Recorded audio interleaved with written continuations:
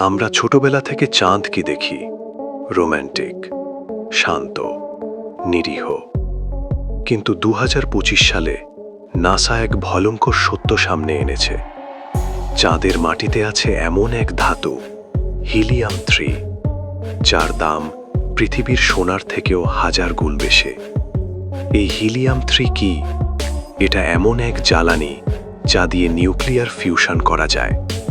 কোনো ধোঁয়া নেই, কোনো দূষণ নেই, কোনো বিষ নেই।